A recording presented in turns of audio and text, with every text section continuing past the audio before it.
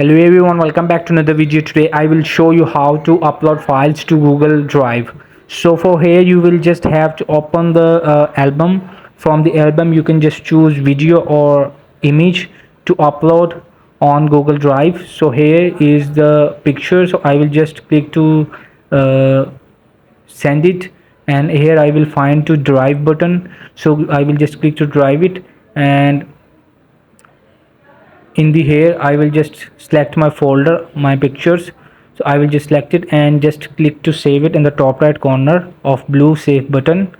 So when you click to this, and here will be uploading on Google Drive, and we will just a little bit scroll down, and you will see my file 1 is uploaded on Google Drive.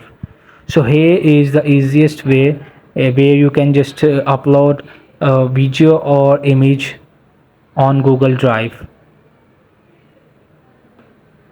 So hope this video help you. Please don't forget to like and subscribe and get notified for more videos.